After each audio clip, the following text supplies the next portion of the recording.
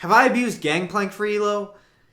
Yes, but I do have a very good reason. You see, guys, One Piece is my favorite show, and Gangplank is a pirate, and One Piece happens to be a show about pirates. And most importantly, I don't give a fuck. Hi there, my name's Donald. So Gangplank is pretty broken, right? Over the last few patches since his rework, Gangplank has been nerfed, I believe, once almost every single patch. He just received some nerfs, and he's about to receive another set of nerfs. And to be honest with you, looking at the other nerfs, I really don't think that it's going to affect him in any sort of way.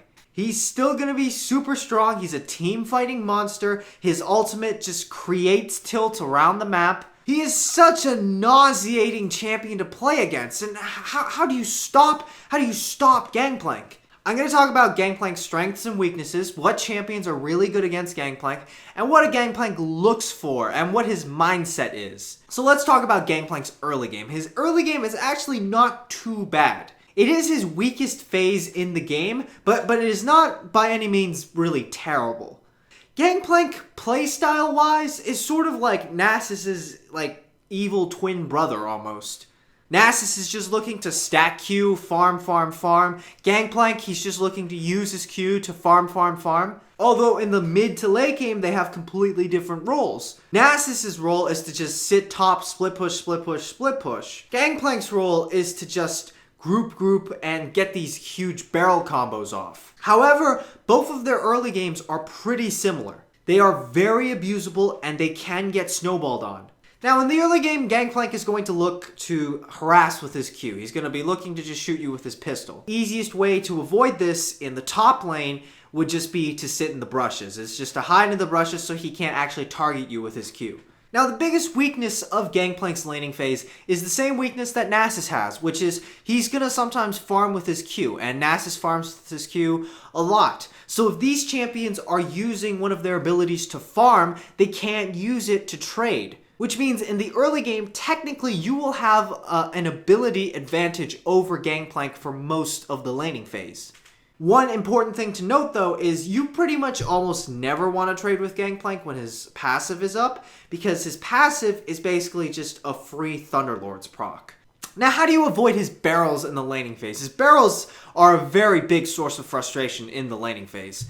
Really good Gangplank players will just set it up in their own minion waves and then use it to zone you off the minions that you want to farm. The only real way to avoid this is to either kill the barrels while they're still ticking down, or to do something that I refer to as hot and cold, which is just you pretend to walk up, but you're actually going to walk back. The best champions to play against Gangplank are high mobility bruisers and assassins. So champions like Riven, Tryndamere, Pantheon, for mid lane Fizz, Zed, assassin type champions. All of these champions can snowball really easily off Gangplank and just shut him down for a majority of the game. One of Gangplank's biggest fears is not being able to hit that mid to late game where they're super strong and they just completely lose the early game and lose control over the entire map. So champions who can grab an early game advantage and snowball that advantage are really good against Gangplank. Now let's talk about Gangplank's ultimate. His ultimate is a big part as to why people hate Gangplank so much. It is arguably one of the best ultimates in the entire game. It is a global ultimate. It deals a lot of damage, it procs Thunderlord's Decree, it gives you CC, it's AoE, and best of all, it does not have a cast time. Most global ultimates have cast or travel times. Shen, if you want to TP on Shen, it's like a 3-second cast time. Now, you can't stop the shielding, but you can stop him from teleporting. Karthus, his Requiem takes 3 seconds to cast. Ezreal, Draven, Jinx, these champions, their ultimates, they have travel times. You can warn your allies. Gangplank, he don't give a fuck. He just hit R and tilt is created. The only other champion with a global ultimate that does also not have a cast time is Soraka. And we know how much fun Soraka is to play against. Oh boy. This ability is so good that there is honestly not a lot of counterplay towards this ability. There are 3 things you can do to try and stop Gangplank's ult. Number 1 would be kill him. He can't use ult if he's dead, right? Number 2 is almost kill him. If Gangplank feels that he's in danger, he'll just ult his own lane, which is not too bad because you're not really surprised by it. Or number 3, which is constantly trade with him and hope he doesn't look bot lane. Even if you're playing sort of like a passive like tank champion that you know you can't really kill Gangplank on, you should still be like hitting him and trying to trade with him because, it diverts his attention away from the other lanes. If he's focused on you, he might miss a bot lane fight and he might miss using his ult down there. But again, there isn't really a lot of counterplay towards this ultimate.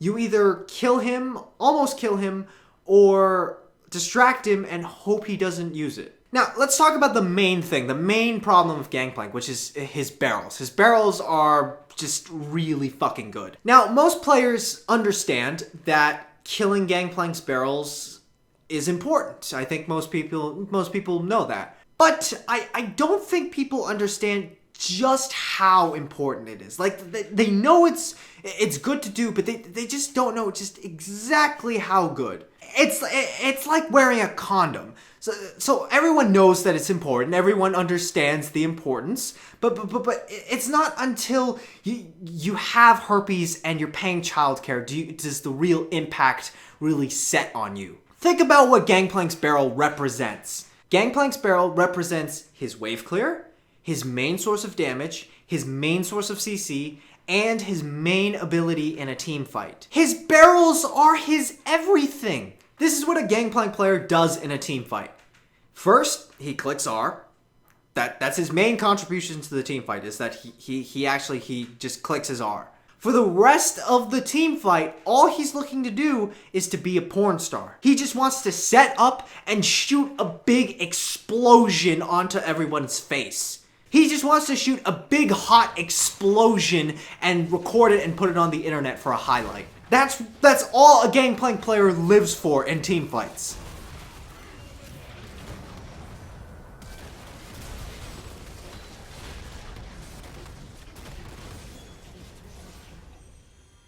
If you kill all of his barrels, not only will Gangplank run away from you, but he probably won't use any of his other abilities on you either. Because the only thing he's fucking thinking about is, I gotta get those barrel highlights. Now, sometimes he can't get to his barrels. Sometimes a Gangplank player is really good and he can do those triple barrel combos very consistently. So what do you do in those situations? Well, you kind of have to play hot and cold as well. But most importantly, you got to get wards down very deep into the enemy territory. It's like playing against Fiddlesticks, right? Like, how do you know if Fiddlesticks is about to ult you? Well, you just see him. You get vision down. You get vision down on areas that you think Fiddlesticks is about to ult, or where Gangplank might have set up his barrels. Here's a good way to think about Gangplank and his barrels. Gangplank is actually a balanced champion.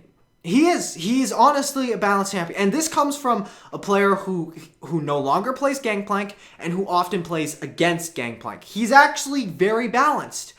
The problem is that Gangplank's barrels make him unbalanced, you see? It's not Gangplank's fault, it's the barrel's fault. So, when you kill his barrels, you're actually balancing Gangplank for Riot.